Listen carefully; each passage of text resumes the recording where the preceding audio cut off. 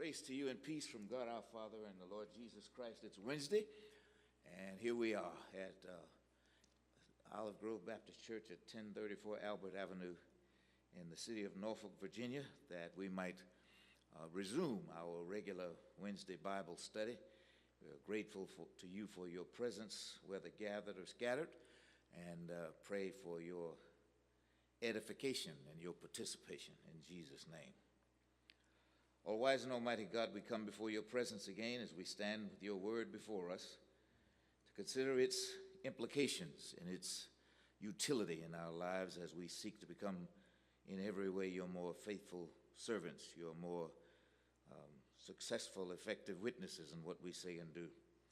Enlighten us, we pray.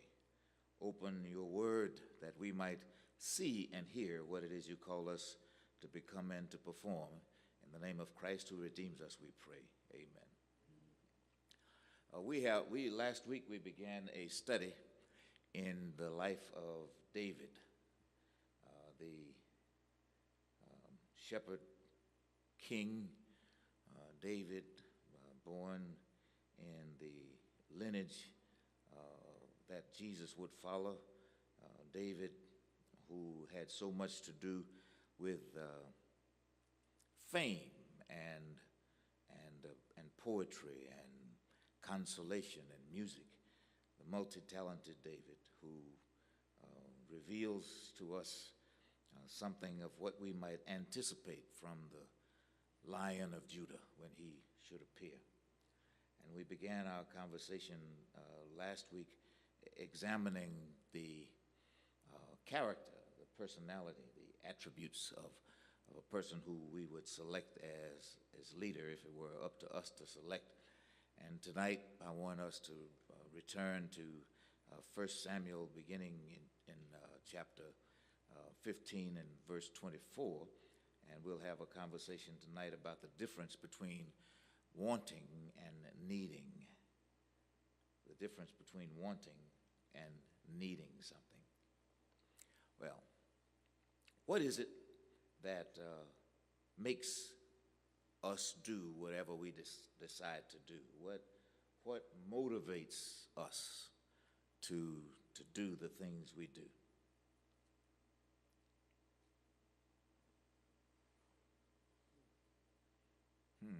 Anybody motivated?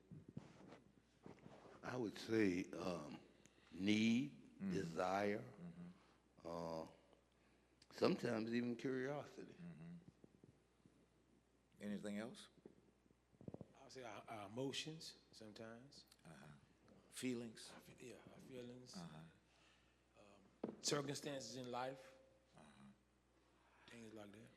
Yeah, that's probably, I think circumstances in life, that's right up Cornelius's alley when he talks about desire, needs, what you want, what wakes up hunger in you, what makes you hungry to do a thing.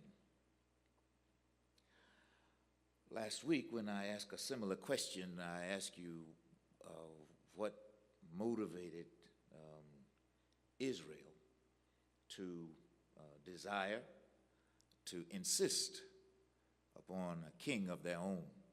And you gave similar answers in response and indicated that it was a need or desire, a hunger to be like other people, be like their neighbors. It was a competitive thing. It was an urge. Some people don't mind being, as my friend would say, the thumb. Unlike the other fingers on the hand, a thumb is different. Some people don't like being the different part or the different one. They would like to be like all the rest because it's the rest that give us an idea of what looks like what we call normal, what looks like what we would call unremarkable. And it's kind of fascinating because in so many ways we like being unremarkable, and in other ways we like being remarkable. We like being remarkable, so we dress in a way that stands out. we dress in flashy clothes, or paint our hair blue or pink or green or purple, or we wear shiny stuff or red stuff or yellow stuff or stuff that stands out in the crowd, stuff that's not subdued, but it's the opposite of subdued. We don't want to be subdued. We want to be noticeable. We want to be outstanding, but not too outstanding. We want to be noticeable enough to fit, but stand out a little bit. And we wear perfume so that when we pass by, or somebody passes by us, they do a double take because of that wisp that they got in the wind of the air as you pass by. You are a fragrance. There's something about that one that makes that one stand out above the rest. So in a crowd, there's something notable or noteworthy. Israel wanted not to be so noteworthy that they were not considered equal to their neighbors, and so they wanted to stand out.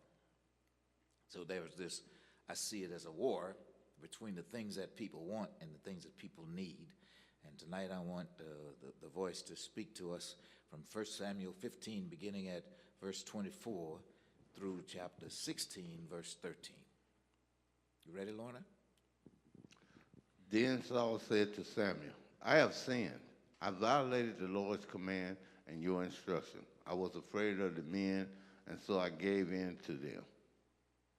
Now I beg you, forgive my sin and come back with me so that I may worship the Lord. But Samuel said to him, I will not go back with you. You have rejected the word of the Lord, and the Lord has rejected you as king over Israel. As Samuel turned to leave, Saul caught hold of the hem of his robe and tore it, and it tore. Samuel said to him, the Lord has torn the kingdom of Israel from you today and has given it to one of your neighbors, to one better than you. He who is the glory of Israel does not lie or change his mind, for he is not a human being that he should change his mind.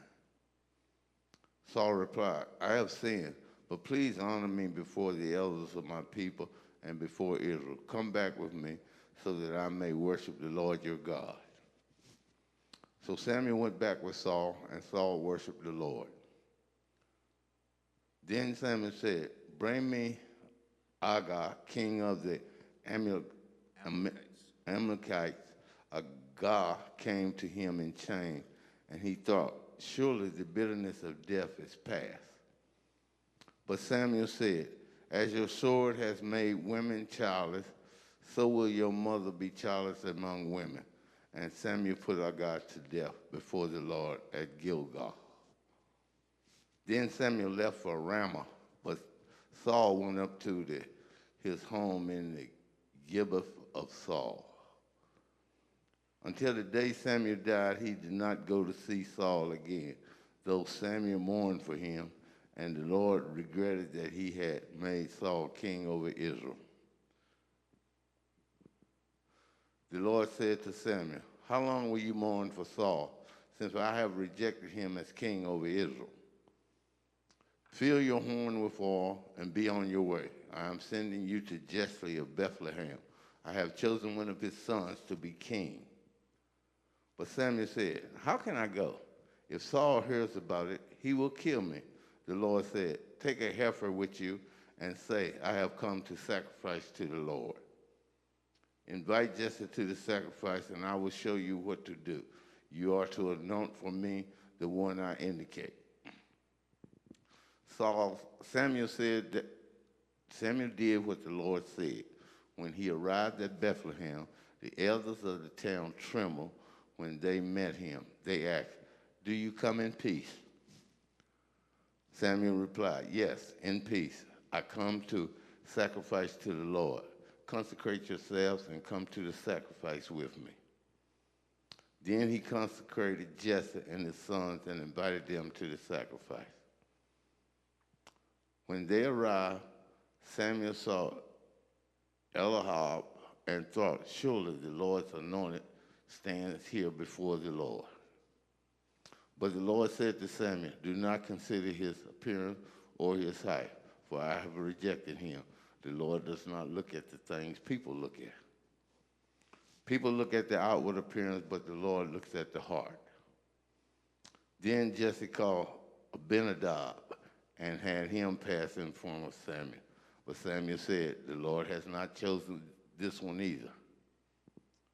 Jesse then had Shammah pass by, but Samuel said, nor has the Lord chosen this one. Jesse had 7 of his sons pass before Samuel, but Samuel said to him, the Lord has not chosen these. So he asked Jesse, are these all the sons you have? They're still the youngest, Jesse answered. He is tending the sheep. Samuel said, send for him. We will not sit down until he arrives. So he sent for him and had him brought in. He was glowing with health and had a fine appearance and handsome features. Then the Lord said, rise and anoint him. This is the one. So Samuel took the horn of oil and anointed him in the presence of his brothers. And from that day on, the Spirit of the Lord came powerfully upon David. Samuel then went to Ramoth. All right. I've called this the war between wanting and needing because of the way in which it's true that what we want and what we need are so often not the same thing. We always, almost always, know what we want, but we don't always know what we need. What we want is based on everything we know, but what we need is sometimes based on stuff that we don't know. And so here's a conversation, a story as it unfolds in the book of 1 Samuel, where there is the competing notions between the people of Israel and the God who had chosen them about the things they want and the things they need. I don't know who does it, but I've seen the line enough to have on television to know that there's such a thing as the People's Choice Award. I don't know what it's about, but it's the People's Choice makes sense to me. I get that. That makes sense. And based on everything I imagine, the People's Choice is based on popularity. And popularity has absolutely nothing to do with what you need or what you want. The popular one is the one who pleases the most. The popular one is the one with an engaging smile. The popular one is the one with the bubbly personality. The popular one is the strong-looking one, the silent one, the well-dressed one. It's the one who is first among equals, the one who stands out in a crowd, the one who knows just how much of everything is needed to be outstanding. That's the popular one. For people who saw themselves as chosen, people who saw themselves as special, I have described the children of Israel in David's time as inept because they were blinded like we are concerning the things they want and the thing they need. They turned from the source of their provision to the sadness of their desires. The source of their provision, the one who had looked out for them, the one who had given them everything they ever needed, the one who had given them life, the one who had preserved them, the one who had fed them in the wilderness, the one who had protected them from Pharaoh's army, the one who had done everything that they needed, gave them food, bread when they were hungry and there was no bread to be found, and gave them food by sending flocks of quail to walk into the camps and surrender. The bird did everything but pick themselves and get on the spigot to be roasted. And they ate flesh because that's what they wanted. When they were thirsty, he gave them water. He instructed Moses how to extract water from an impossible place, and water came flowing from rocks. And so this God who had provided for them when all seemed lost, when they were enslaved, he came to their rescue. When they were threatened by the army of Egypt, by Pharaoh's army, he saved them in a miraculous way. And on, he delivered them. After Moses was dead with Joshua, he delivered them, just like Moses and the children crossed the Red Sea. With Joshua, they crossed the Jordan River. They brought down the walls of Jericho. Miraculous things they had seen God do. God had provided for them in their time of dire straits. But the more comfortable they became, the more casual they became, the more they took for granted the things that God had done for them. And so last week we talked about the stages of faith and the way people grow in terms of spiritual maturity. So here were people who began proverbially in ignorance, not aware of how they were being cared for and provided for. But as time went on, they became more and more aware that there was a director for this orchestra, that this music was not just being played from nowhere, that the music came from somewhere, that there was a source for their food and water, that it didn't just appear from nowhere, but that there was a provider. If there's provision, there's a provider. And the more they grew, especially with the ministry of Moses among them, the more they became aware that there was a God providing for them. Even the law itself provided for them to give direction to how they carried themselves, how they went.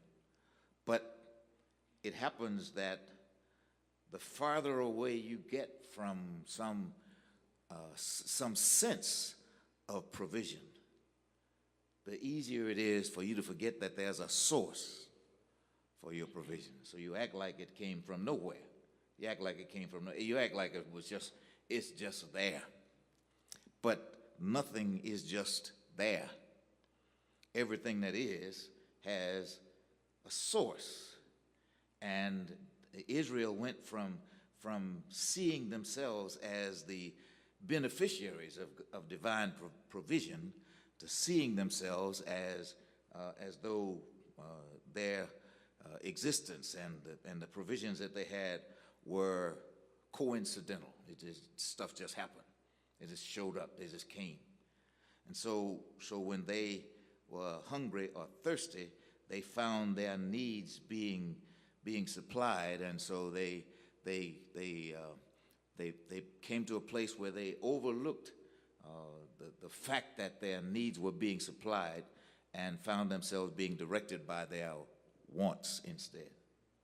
So they followed the things that they wanted and ignored the fact that their needs were being supplied in a way that they could not anticipate.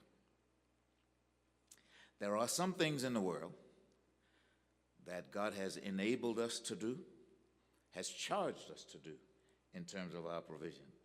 And there's some other things in the world that can only be done by the hand of God. The good news is that we are never disappointed when we surrender to the God who supplies our needs, as opposed to trusting in ourselves to provide for our wants. And so in this text between the 15th and the 16th chapter of of 1 Samuel, I see the human beings find a place of panic when they find themselves in distress, and finding themselves, first Samuel alone and then Israel, disappointed when things don't turn out the way that they prefer, and ultimately in finding themselves in a place of pleasure as they find that there is this job that needs to be done that only God can do. They have applied themselves to the task and have come away finding themselves lacking, wanting. There's some stuff that they can't do, finding themselves inadequate because they just can't get the job done. This text between these two chapters, and if you go back and begin at the early part of chapter 15, you'll get some background, but it gets good at verse 24 in chapter 15, and you'll get some historical background about the things that happened before, but the rising action before the denouement, before the falling action, is in chapter 15, verse 24 and following. It marks what I have described as a pivotal chapter in the story of the life of the church, because it's a pretext. It gives us some information about things that happened many years before the birth of Christ, in the form of things that God did, in the way God moved in the life of Samuel and Saul to weave the fabric, to fill in the colors, to paint in the blocks that show the picture of our present and our future. And so in these verses, you'll find as we go through them that when Saul the king failed, the Lord gave Saul another chance. He failed again. Then he lied about his failure, and he was judged because he had a he had a habit of substituting saying things instead of doing things. So when he found himself having destroyed, having made some decisions about who and what he would allow to remain alive, when he had been given specific instructions about what he would kill and what he would keep, he decided that his idea was better than God's idea. So rather than doing what God told him to do, he decided that he could improve on God's idea. He made excuses for his faults. Everything was always somebody else's fault. It was because of someone else, something else, as though God didn't understand the circumstances, as though what Samuel said to him to do, he didn't get, or it didn't make sense to him, or he thought he could improve upon. He was more concerned about looking good before people than being good before God. It was him who gave us the idea that we understand obedience is better than sacrifice. Why is obedience better than sacrifice?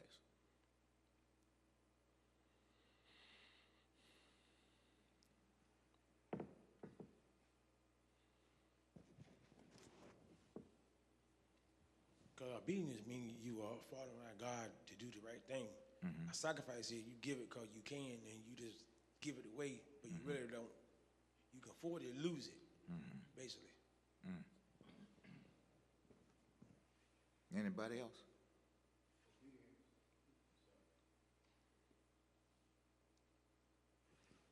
Obedience can also be the setup of stages through preparation that you're being prepared for something. Interesting. Anybody else?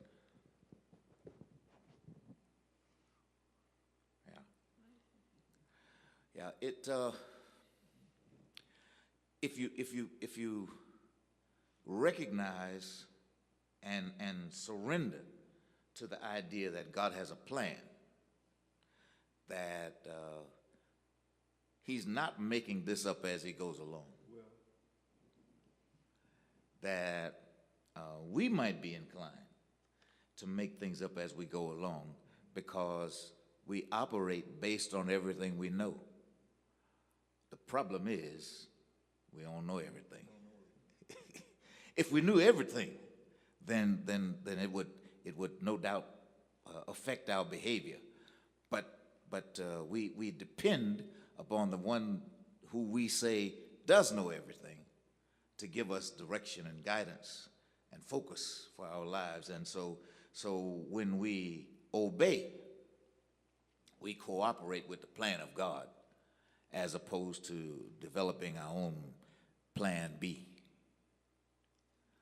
So do you think God has a plan B? Huh? Yeah, God, Deacon Stokely says God doesn't need a plan B. He just needs us to follow plan A.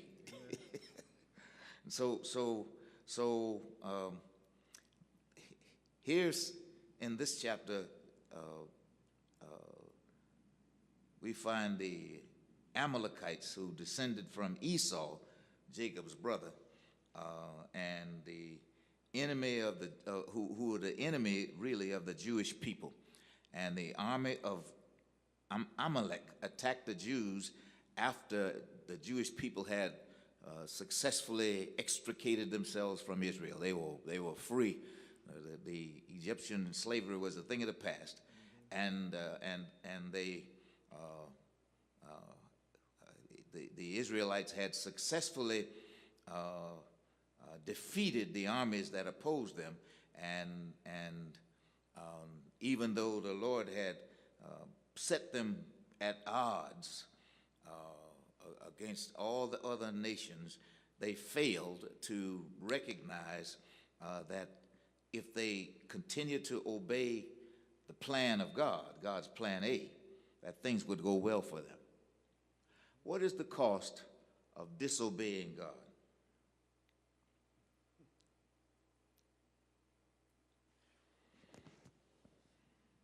Well, it could be death. It can be. You sound like Paul, the wages of sin, huh? Yeah. It could be a tragic in your life or something like that, or not vice versa. But mainly, it make you feel like you just ain't gonna get through, because when you disobey God, it's a consequences that you're gonna face the penalty. All right. And the penalty could be anything. Yes, harsh. Reverend. Yes, Reverend. That question brings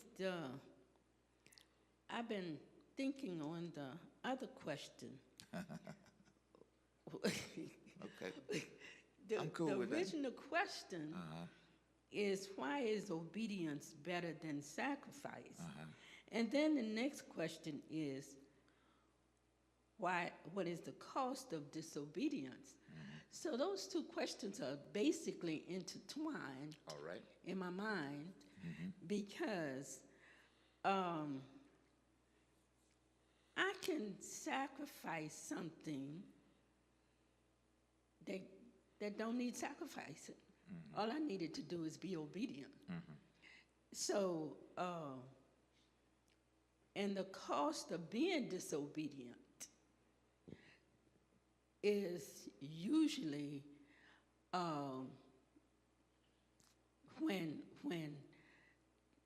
when God tells us to do something, and we deliberately don't do it, and we want to do it our way. We can choose our choices, but we can't choose the consequences. It's the consequences of disobedience that we end up with, and we don't know what it's going to be.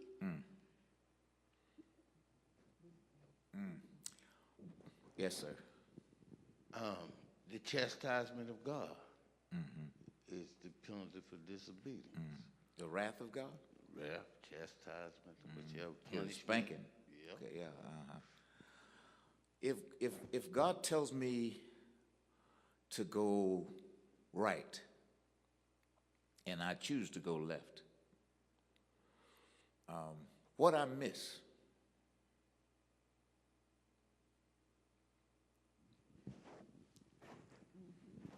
You're not going to really miss anything because you're going to end up like the guy, Jonah.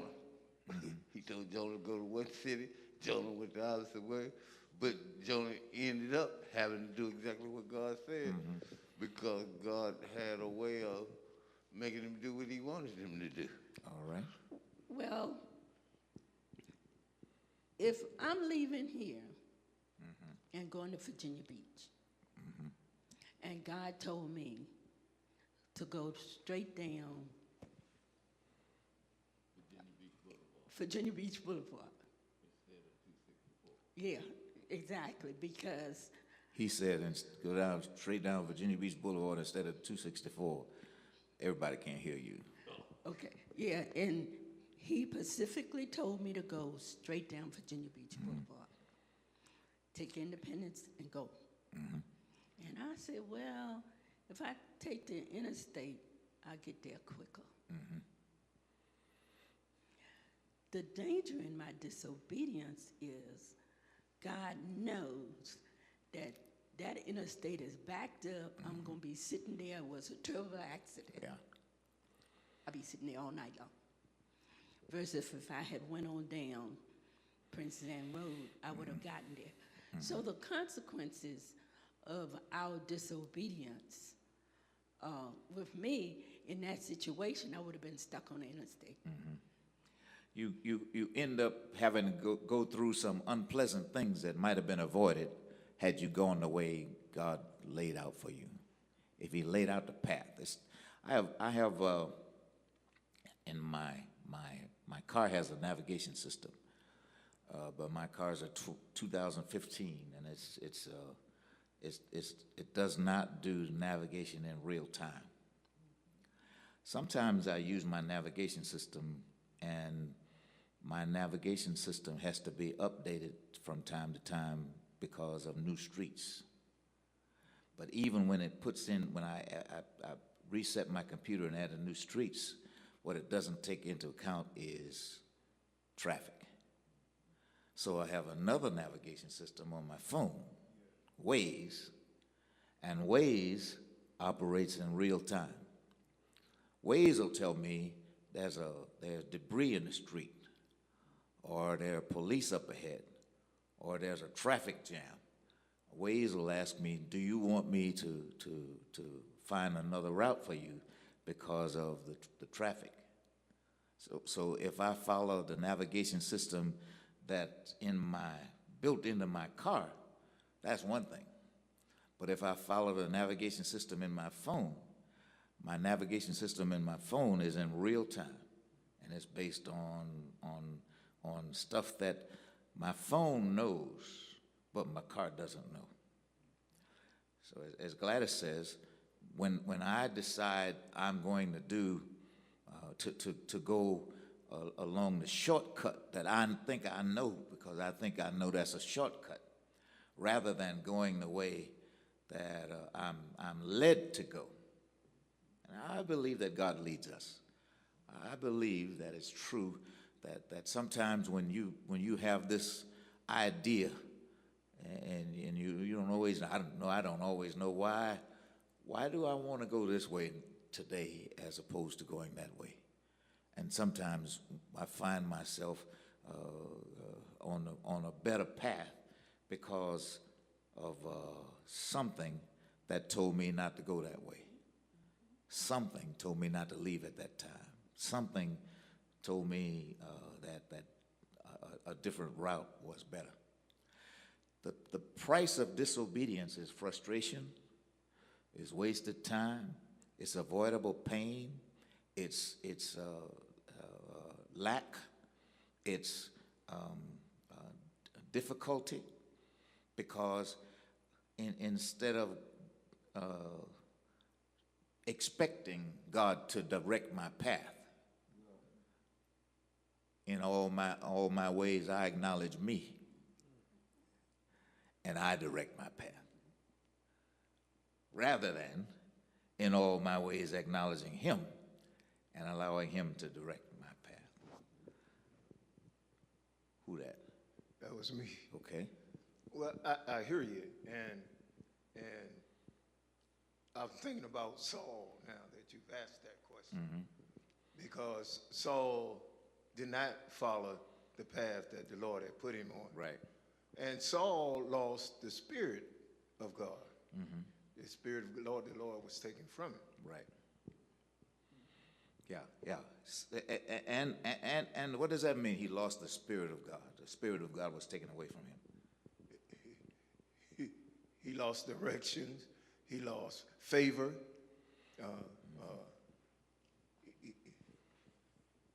Well, for one, there was another king about to be another king to be.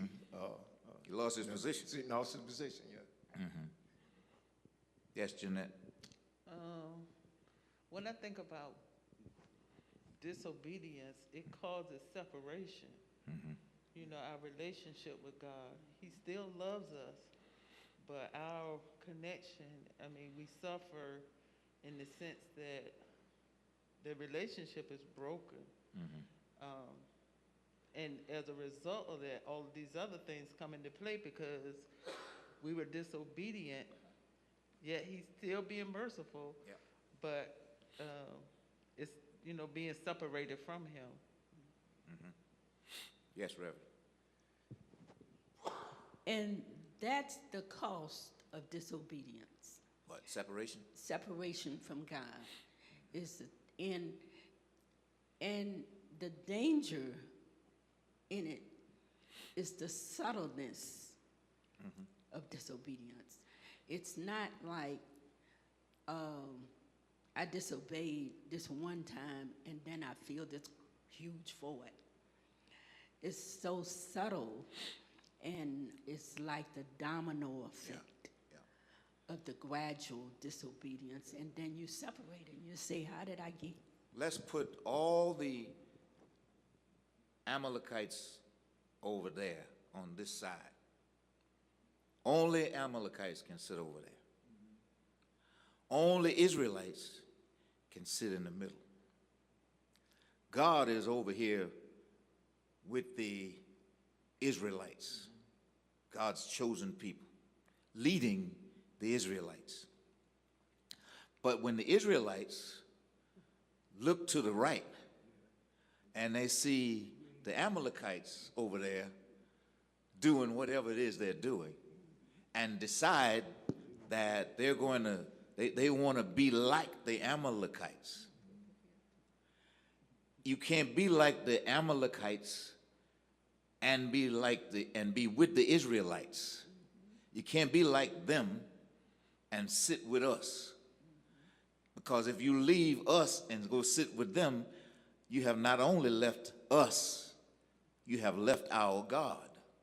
And so when Israel as a nation decides that what they want to do is their own thing because they want to be like the people over there on that side. And so they fall into a place of their own disobedience and have forsaken the covenant that they made with God.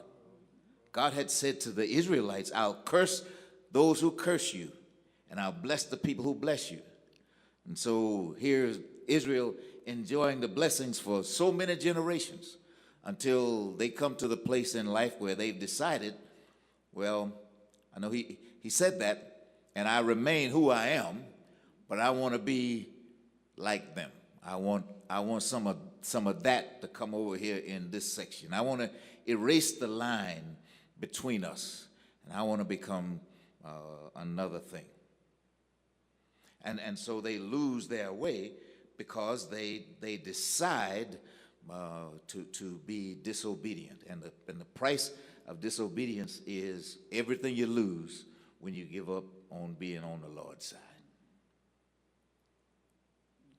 Here they are, the chosen people of God. enjoying the privileges of being God's people, but deciding to oppose God because of a thing that they want on their own. It's the same problem that Adam and Eve had in the garden. They wanted to be something else instead of being who they were. And they thought they had a better idea for how to get there. The blueprint is out. The plan is laid. God said, I got this. You just do what I told you, and I got you. And for a long time, in stretches, they did what they were, as they were told, but then they didn't. And for their disobedience, they ended up in a place where they had to panic, because when Samuel was old, when Saul was old and distressed, they made a decision that they needed to take matters into their own hands, as though they had brought themselves across the Jordan, as though they had brought themselves across through 400 years of slavery in Egypt, as though they had brought themselves through everything they did, that they went through. And so they had a meeting. Problem was, they didn't invite God to the meeting. And they had a meeting among themselves and plotted a different way. And so they had to suffer the consequences of going it their own way. They heard about God's covenant with Noah, and they heard about God's covenant with Abraham. But when God said, when the instructions were given to kill everything, they said, well, I kept these few things because I thought they deserved to be kept. And so Saul went to Samuel and said, man, you think I was going to throw that away? You think I was going to kill everything? Well, what was the command? Kill everything. And he decided, well, there's some sheep that worth keeping, some cattle worth keeping, some people who we ought to spare. And so he showed up bragging, proud of himself and his achievement. It was like a trophy, because I did good. Look, he took him down to Mar-a-Lago and had him on his estate. So the prophet came by. I said, man, what is this? He said, oh, hey, don't worry about that. That's just a few little things, don't mean nothing. And the response was, obedience is better than sacrifice. And to listen, to hearken, which means to obey, is better than the fat from cattle. You think I don't have sheep? I didn't ask you for sheep. I didn't ask you for a sacrifice. I didn't ask you for a burnt offering. I asked you for this, and you want to give me that. And so the cost of disobedience, says Deacon Bell, is loss of stuff, loss of status, loss of position, and loss of possession.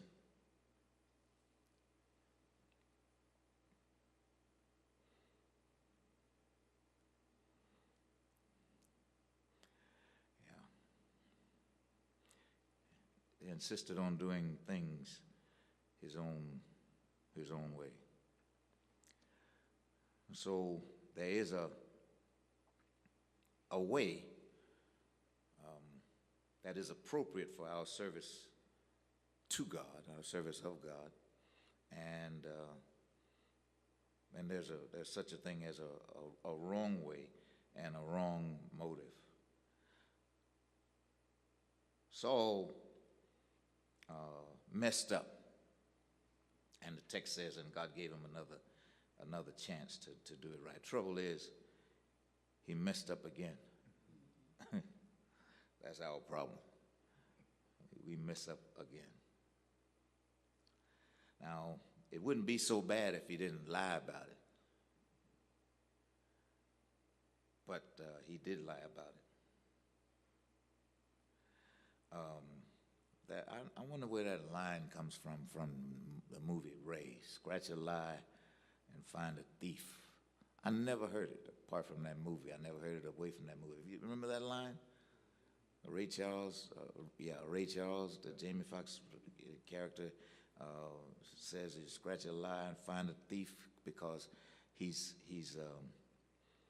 afraid that he's being robbed because he wants to be paid in $1 bills and cash, so that he'll know that he's getting his money because he can't see it. And so he says, scratch a lie and find a thief. Saul is that lie and that liar who has also stolen. He has been a failure, but he wouldn't tell himself that he was a failure. He gilded his own lily, as they say. He made himself out to be something he was not. He was so impressed with who he was and the image of himself that he had a stone monument erected in his own honor and stood it up at Gilgal where he had performed, and so as to cover up the mistakes that he had made. I can't help but compare his efforts to the efforts of President number 45, who rewrites the story of his service every time he opens his mouth. Now, the bad thing about it is many times we are tempted to rewrite the stories of our lives and to improve upon our performance to the point that we become legendary in our own mouths. You know, the legend in your own mind, you become a legend in your own mouth, so that you end up talking about what you did and didn't do in terms that you did and didn't. So you embellish the story of your own self. Brian Williams, the TV commentator, lost his job because when he wrote a news story about his work on a battlefield, he claimed that he had been in combat when he had not. And so when it was found out that he had not been in combat at all, he lost his job. Now, he's a newspaper man, a TV person. We don't expect the TV people to go to combat. So you don't have to say that you went and put yourself in harm's way, because nobody expects you to put yourself in harm's way. But if you do, and you end up lying about your service to embellish your own performance, that's like polishing up your resume by telling lies about what you've really done.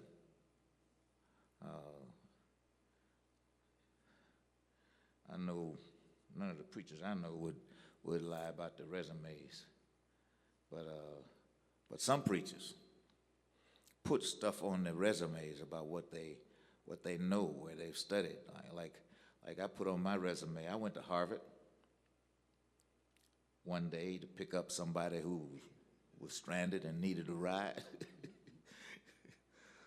Yeah, I went to Yale, different day. I even went to Yale Law School, I went to Howard Law School, performed the wedding in the chapel one day. But that's why I went to Howard Law School. I was doing that. So it's easy for us to yield to the temptation to embellish the stories of our own performance. And Saul didn't have a problem at all embellishing the story of his service. He lied about what he had done. And so when it was time for him to present before the Lord, he put himself in permission as though he thought he could get away with the lies. But Samuel already knew the truth. And Samuel knew that Saul had lied.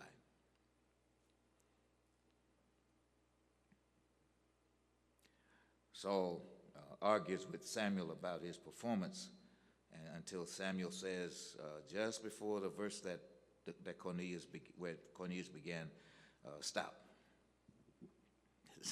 Stop lying. Saul was turning away, or he ought to be turning away when he gets the word to stop lying, for Saul to stop lying. Maybe both of those things are true. Maybe he had gotten the word to stop lying. Maybe he made up his mind to stop lying. But he was in for a message from God that said that he ought to pay attention. Saul had once been a modest young man, but now he had willfully disobeyed the Lord's will and even erected a monument in his own honor. He was supposed to annihilate the people who had done evil in the sight of God, but he ended up doing evil himself and sparing what God told him to destroy. Now, it's hard for me to imagine God declaring that kill everything and kill everybody, but not only did he not do it, he lied about it. He said he'd done it. And then he blamed somebody else for doing it instead of taking responsibility for it himself. So he rejected, the prophet rejected the lies of the king and ended up getting what he got for it, as though God needed something from him. A sacrifice without obedience is hypocrisy. And it really speaks to the sacrifice, the obedience, and the sacrifice. And we can look at perhaps a time in our life where God gave us specific instructions.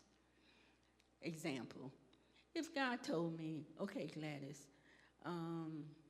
give the church $150. And I look and I said, okay. To be obedient, I give $150. But then I said, $125 would be good. The church still gonna appreciate the $125. So I get $125. And I go on my merry way. But at the end of the day, the church will never know what God had spoken to me. Right. But it was disobedient. You know, and God knows. Saul's problem was overestimating the value of sacrifice to God. And the lesson in it for us, let's say that, imagine that Saul's sacrifice would be two doves and a bull. That's his sacrifice. He just kill these two doves and this bull, and burn the flesh of those animals. What day is this? This is a Jewish holiday today. What holiday is it? Huh? Rosh Hashanah? I thought that was in the fall. Oh yeah, this is the fall. Okay, the head of the year. Yeah, the head of the year. Yeah, this beginning of the year for them. So there are some rituals to be performed on this day, and let's say that somebody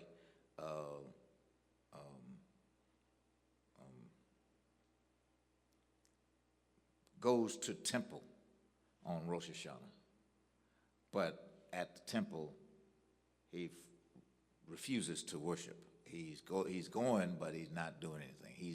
His body's there, but his mind, his heart is not there. He's going through the motions, but he's not doing inwardly, spiritually in his heart what he ought to do. It's hypocrisy to go. That's like coming to church on a Sunday morning but not worshiping. Is that possible? To come to church and be in the room with everybody else and not worship? And so here's the problem. There's such a thing as to make a sacrifice without being obedient. To make a sacrifice and be disobedient is to be a hypocrite. Who wants to be a hypocrite? We would criticize hypocrites. We would criticize people who just came to church and went through the motions. We would criticize people who came every Sunday, but they came and went the same way every time. We would criticize a person like that. So we set aside the notion that God desires mercy and not sacrifice, and knowledge of God more than burnt offerings. And so here's a man who had heard the Levite prophet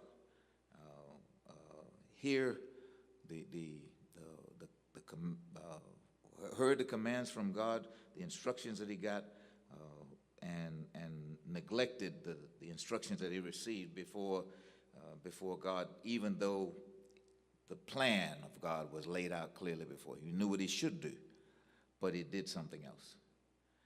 He panicked, and he forgot about the provisions that God had made for him. He panicked and forgot that the road that he was on was a road that God would pave. He panicked even though he saw himself as a man favored by God, despite the fact that he was not God's choice. He was the people's choice. He was picked based on what he looked like. He was picked based on their desire to be like the people on the road by the parking lot. He was picked based on the fact that it's about time for us to have what everybody else got. He picked based on a schedule that was set at the meeting in the room as compared to the meeting in Zion. And so in vain he submitted his sacrifices, and in vain he attempted to please God and then to lie about his service by claiming to do things that he did not do. And he's guilty of blasphemy in that he took credit for the thing that had been done by building a monument in his own honor. So, how many think stubbornness is a sin?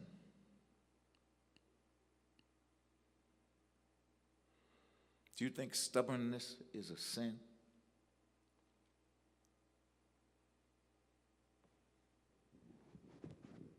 I would say yes, because stubbornness is like disobedience. How is stubbornness like disobedience?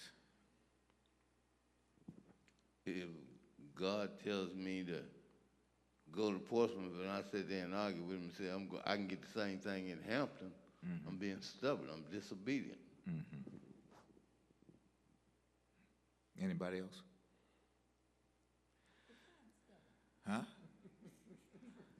Define stubborn. Gladys want to know if she's stubborn. Gladys want to know what is stubborn. What'd you say, Al? So, okay, so when is stubbornness good? Al? Define stubborn. You need a microphone.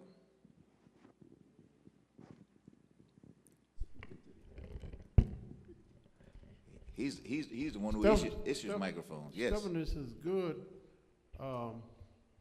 Just like John Lewis said, talk about good trouble and all that. Uh-huh. Stubbornness is good when it's something worth fighting for.